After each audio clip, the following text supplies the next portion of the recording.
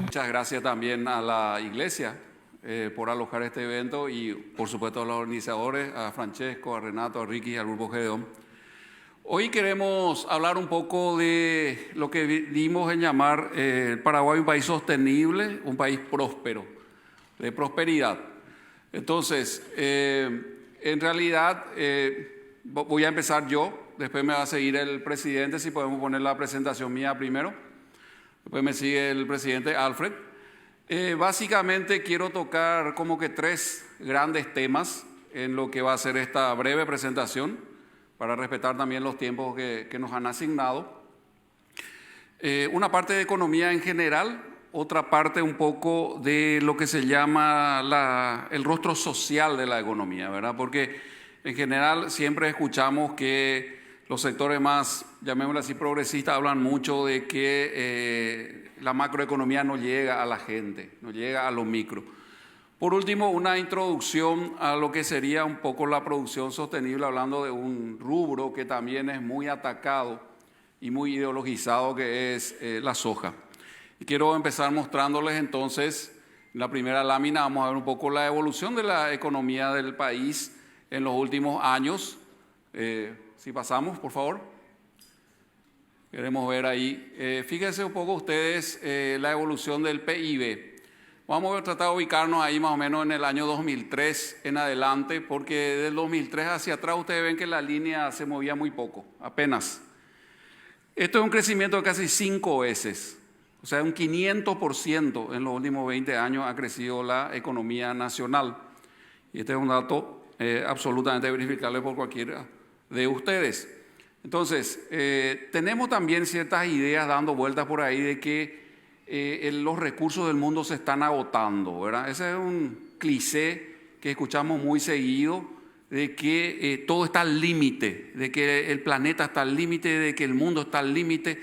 Y acá nosotros vemos un país como el nuestro que crece 5 veces en 20 años. O sea, saquen la tasa de crecimiento promedio ahí y van a tener un poco que algo ya no funciona con ese argumento. O sea, se puede crecer y estamos lejos todavía de nuestro límite, digamos, potencial. Vamos al siguiente.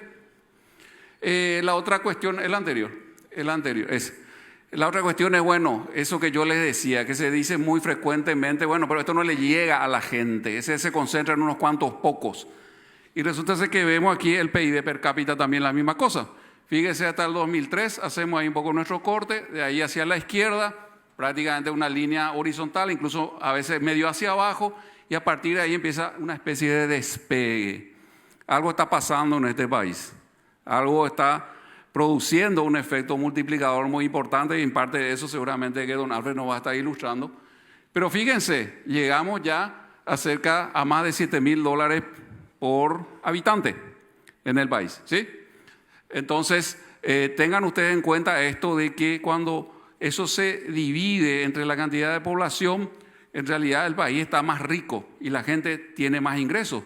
Y vamos a ver otros indicadores también que refuerzan esta idea. Seguimos con el siguiente. Fíjense la balanza de bienes. Esto quiere decir la presencia del país a nivel de comercio internacional. Y siendo un país relativamente pequeño, fíjense cómo también somos capaces de generar una oferta que podemos vender incluso al resto del mundo, de una manera también que va creciendo muy significativamente a partir del año 2003 en adelante.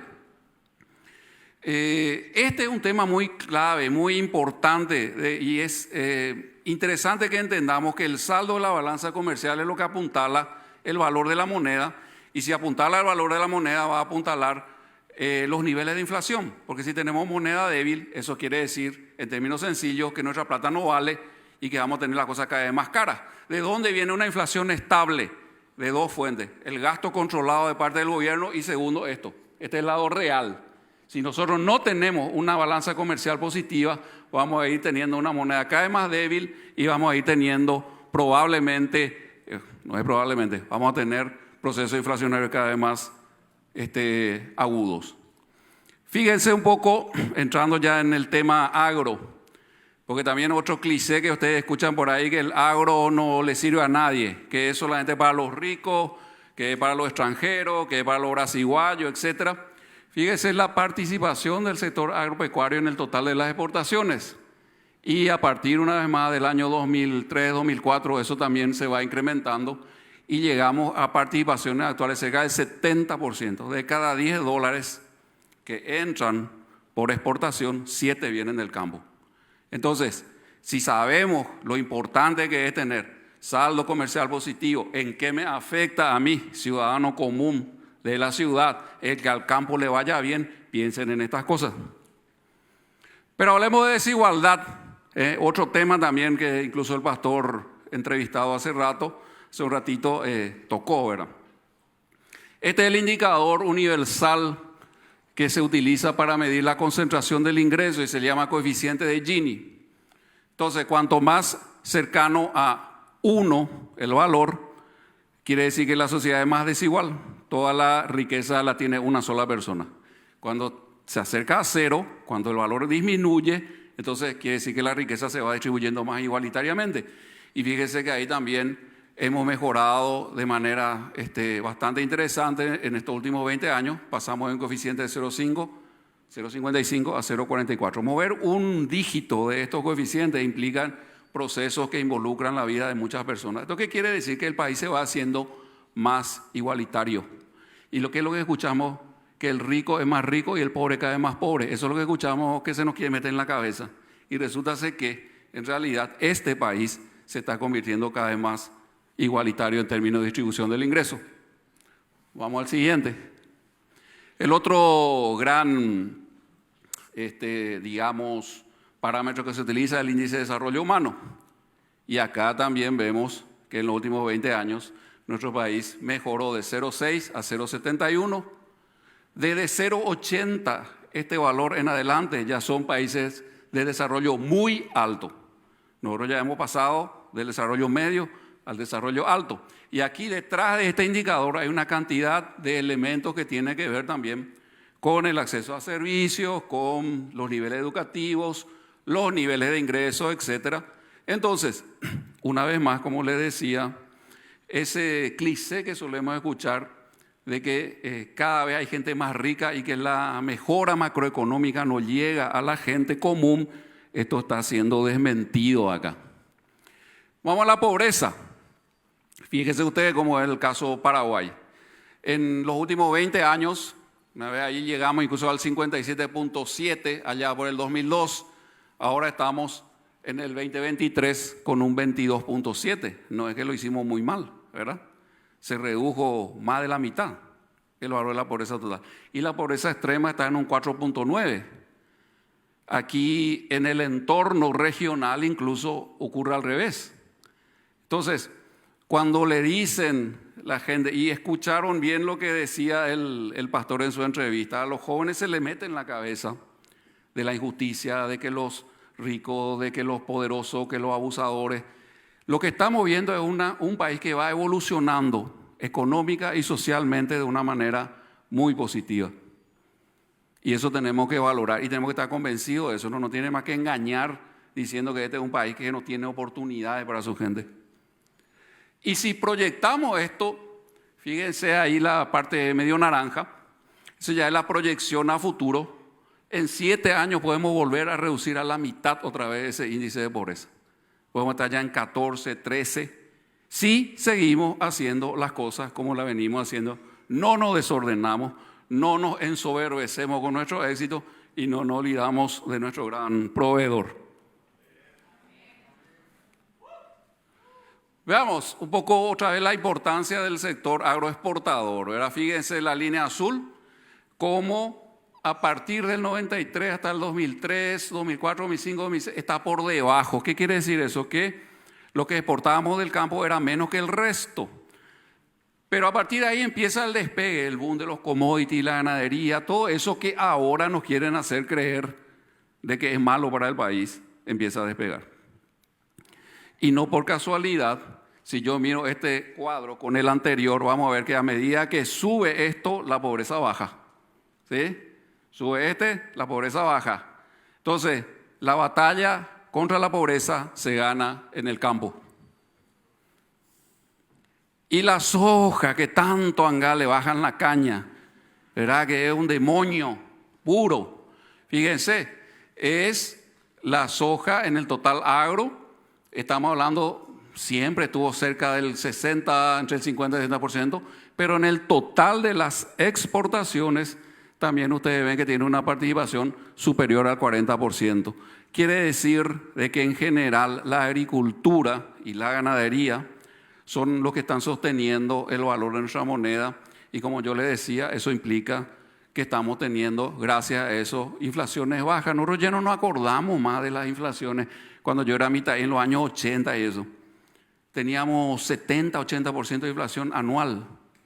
Dividan eso entre 12 y le da el 4 o 5% por mes. Ahora tenemos 4 o 5 por año. Tal vez ya estamos tan acostumbrados que ya no valoramos estas cosas. Bueno, la soja es otro cultivo, otra idea central también de la izquierda, si se quiere, que expulsa gente y en realidad atrae gente. Ustedes ven acá la demostración de quiénes son las áreas que crecen en población, ¿sí? La metropolitana crece, la agroexportadora 49.4% de crecimiento de población. ¿Qué parte del país expulsa gente? La que tiene todavía la agricultura tradicional campesina, minifundio, y está concentrado en lo que es aquí alrededor de Asunción, Paraguarí, Guairá, Cordillera, San Pedro. O sea, cuando transicionamos, incluso geográficamente, ustedes cuando se alejan de Asunción, ven que el paisaje cambia, ¿o no es así? A partir de Campo 9 eso cambia la cosa. Entonces, no es que la soja le expulsa, la soja atrae. Y fíjese que más crece la región occidental. 68% de variación. Claro, parte de una base pequeña, pero ¿qué quiere decir? Que la gente está encontrando oportunidades en su propio país a través de estos procesos productivos. Y hagan nomás este pequeño ejemplo que está acá. Y esto es importante, ¿sabes? Porque cuando se habla de soja siempre tendemos a creer y a pensar, y se nos metió en la cabeza que no le beneficia a nadie. Tenemos más de 45.000 fincas de menos de 20 hectáreas que hacen soja ahora en el país. Y eso representa, con estos números que ustedes están viendo ahí, casi 300 millones de dólares por año para la agricultura familiar campesina. Esta es la mayor fuente de ingreso del pequeño productor ahora en Paraguay. Entonces, cuando se habla mal de la soja, no estamos pegando el tiro en el pie, en el pulgar, nosotros mismos. Entonces, esto es importante que sepamos. Complementemos con este. Este ya es a nivel de un productor único, en una zafra media, con un rendimiento de 1.800 kilos por hectárea, que es un rendimiento, don Alfred sabe más de esto, pero me permito afirmar de que no es un rendimiento estrella, le puede meter casi 50 millones al año, dependiendo del precio otra vez. Esto es ingreso bruto, claro, hay que descontar los costos, qué sé yo, pero dígame, no es así que ya están y van a ir viendo que este elemento es el que apuntala a lo que decíamos, la disminución de la pobreza en el Paraguay a lo largo de todos estos años. Es muy importante este punto porque toda esta legislación europea incluso que habla de trazabilidad del origen y no sé qué, libre deforestación y demás, es a esta gente lo que le va a meter problemas.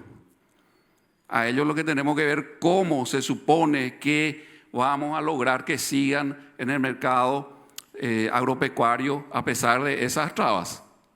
Y esa es una traba ideológica. Cuando se habla de ideología y batalla de las ideas, sepan bien que cuando llega a leyes se convierte en ese tipo de cosas irracionales. Por un lado, en la cuestión matrimonial y todo lo que quieran, pero por el lado de la economía lo mismo. Acá están en Europa ahora con la idea de regenerar el bosque, o sea, recuperar, dice, o sea, tenemos que volver a que sea todo ñañandú, mejor dicho, ¿verdad? Que sea todo yuyal, que sea todo monte. Y bueno, cuando Dios te dice hay que cultivar la tierra, bueno, no sé. En fin, la conclusión ahí está en rojo, a propósito lo le puse. A ver, ¿qué más tenemos? Ahí no está pasando, ayudamos un poco con la última lámina. Don Alfred ya está mirándome de manera... Pero la última lámina, no sé, no corre. es la ESA. Lean ahí, y a propósito le saqué el nombre, el rotulito, porque nos cuesta a nosotros creer cosas positivas de nuestro país. Esto que está escrito ahí no lo escribimos nosotros acá, lo escribieron los gringos, ¿sí? Y palabra más, palabra menos, dice que este es un país serio. Dice que el acceso soberano a los mercados de los fondos internacionales, las inversiones en infraestructura están alivianando los cuellos de botella del transporte. Eso va a soportar un robusto flujo de investimento privado, inversiones privadas en sectores no tradicionales. Habla de que sucesivos gobiernos han perseguido una estrategia de diversificación económica e invertimiento público en infraestructura. Entonces estamos desarrollando sectores como la industria ligera, la forestería, la energía eléctrica o la energía limpia, etc. Está hablando mal de un país. Adivinen qué país es ese.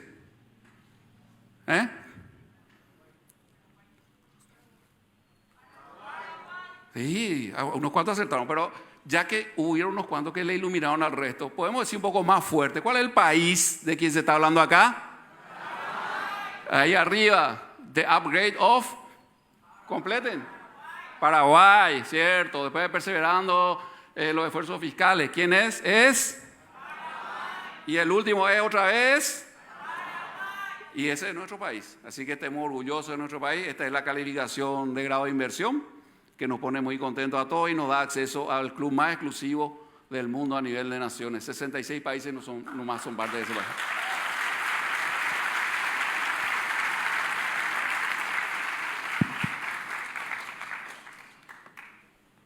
Buenas tardes a todos. Es un placer estar aquí. Por favor, si pueden, ahí está. Yo quiero hablar sobre el Paraguay, un país sostenible en el manejo de sus recursos naturales y sistemas productivos. A ver si funciona esto.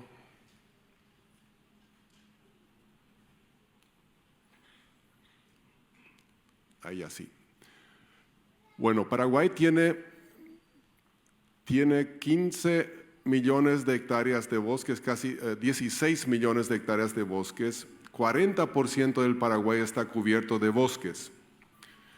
Y se conserva el 60% de todos los bosques de Paraguay hoy en día. ¿Por qué eso? Porque 1/3 de Paraguay nunca fue bosque, fueron campos, esos de Misiones, de otras partes del país. Entonces, en realidad, en Paraguay, de cada 10 hectáreas que tuvimos originalmente, 6 están todavía.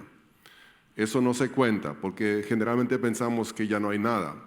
80% de estos bosques están en manos de privados, que lo cuidan y a cambio de nada.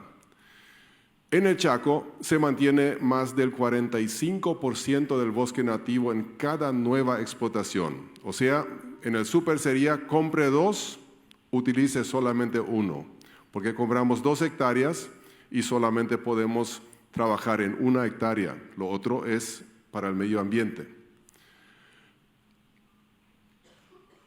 En la región oriental hace 20 años tenemos una ley de deforestación cero que se implementa realmente si no hay algo de ocupaciones. En el uso de la tierra, agricultura son 15%, 10 a 15%, ganadería 43% y conservación, me refiero a bosques, es 40%. Uno de los problemas más grandes en todo el mundo, en América Latina, en Paraguay, es la erosión. Ustedes ven ejemplos de San Pedro, donde se pierde la mejor tierra del suelo justamente por erosión hídrica. 20 toneladas del mejor suelo por hectárea y año. Entonces en Paraguay ya hace 30, 40 años se empezó a trabajar con otra forma de cultivo. Y es la siembra directa, donde tenemos abonos verdes. Ustedes pueden observar esa cobertura, la altura también del abono verde, y eso hace que se evite la erosión hídrica, hasta un 95%. Entonces, esto hace, y esto es de mi propio campo, así trabajamos hoy en el campo, es la realidad, donde tenemos cultivos, donde tenemos animales, donde tenemos también animales silvestres, porque tenemos suficiente agua para nuestros propios animales, y también tenemos cobertura del suelo. Lo que nosotros hacemos prácticamente, esto es el año pasado en mi campo, son cultivos de cobertura, solamente para mejorar el suelo. La agricultura de conservación entonces es una remoción mínima del suelo, cobertura permanente, rotación de cultivos, abonos verdes y ganado. Paraguay evolucionó en el área de siembra directa más que cualquier otro país. Hoy en día tenemos más que el 90% del área en siembra directa, en esa agricultura de conservación, y somos por eso el campeón mundial en agricultura de conservación, muy respetado por muchas partes técnicas en todo el mundo. Eso es algo que tenemos que decir.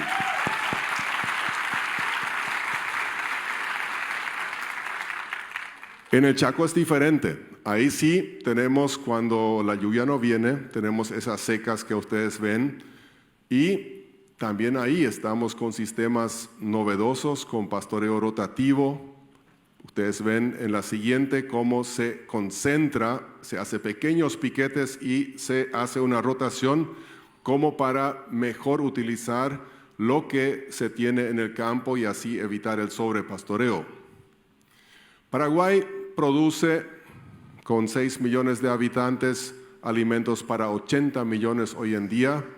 Tenemos la tercera flota de barcazas más grande, después de Estados Unidos y de China continental.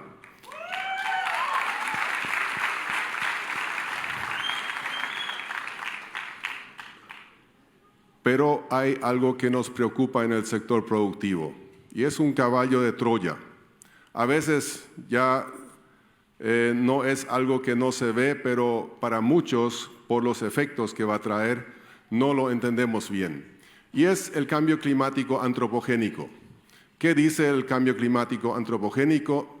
Es la teoría del cambio climático antropogénico, es la que afirma que los humanos con sus emisiones de CO2 son los decisivamente responsables de un supuesto calentamiento global alarmante, y que si seguimos así pronto estaremos en una situación de no retorno, una catástrofe mundial que acabará en un calentamiento sin precedentes y por ende con nuestra civilización. Y lo dice el mismo Guterres, que es de las Naciones Unidas. Y esto es ideología, es ambientalismo, lastimosamente ya hace metástasis en muchos de nosotros, sin que nos demos cuenta. Y quiero razonar algunos puntos hoy, da solamente para tocar la punta del iceberg, pero es importante que sepan. Esto es lo que pasa. La ciencia, por un lado, tiene el panorama, pero nosotros muchas veces miramos ahí como ese señor ahí por ese agujerito con una visión túnel que no ve toda la realidad. Y claro, va a pensar que está lloviendo, porque él ve una partecita nomás de la realidad. En ciencia es otra cosa, pero hoy dependemos de las redes sociales y de lo que nos dicen.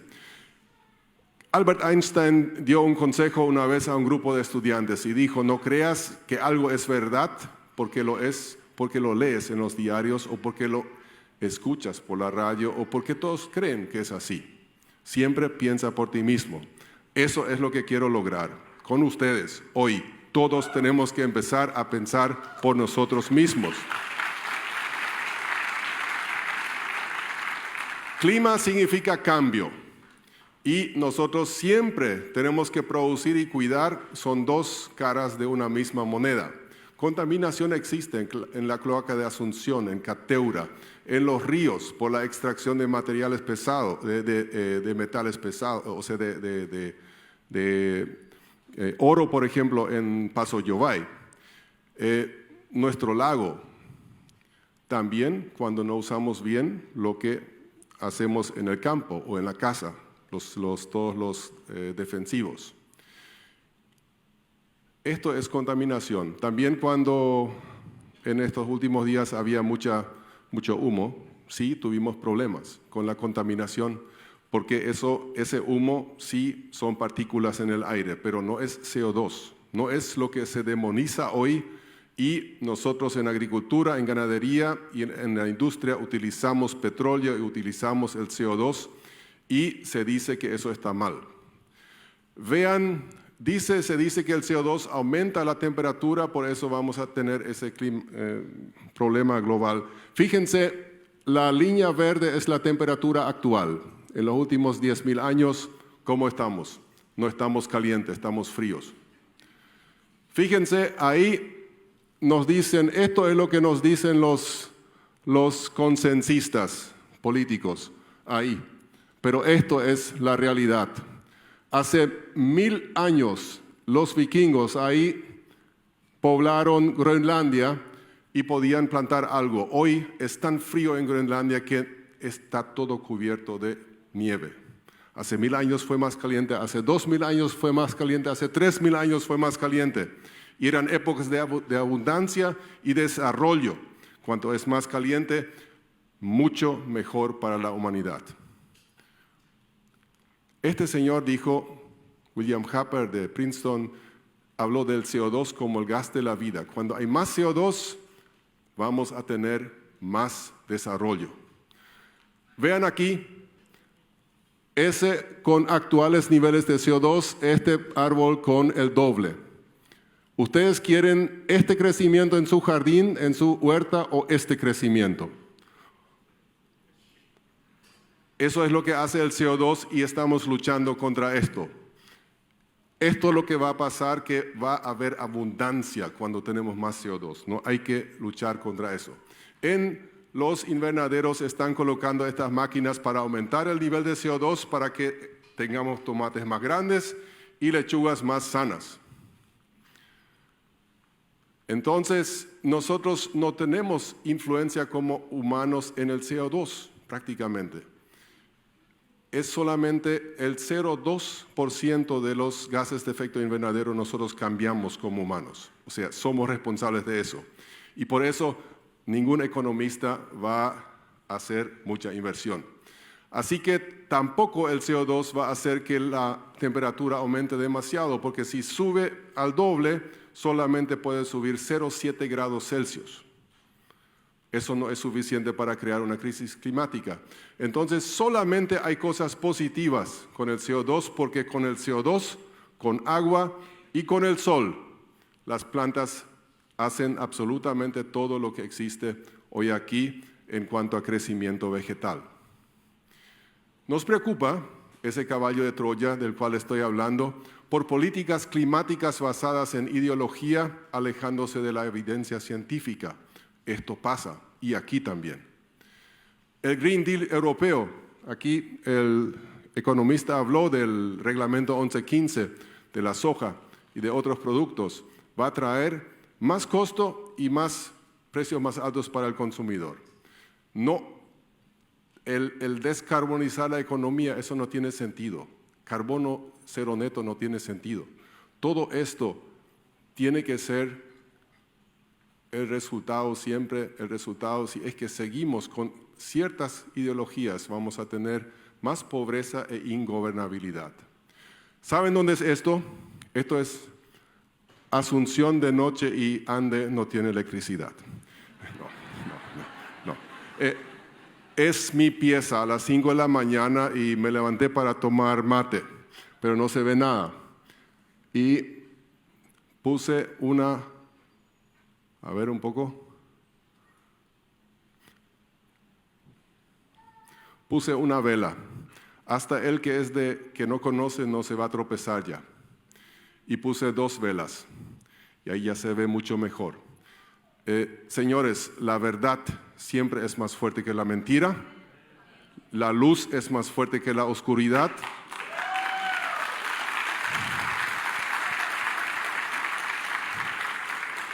Y nosotros, nos invito a todos a encender una vela más para que la oscuridad tenga que salir, que la mentira no pueda quedar en nuestras mentes y en las mentes de nuestra gente en Paraguay. Con ese mensaje quiero terminar. Gracias.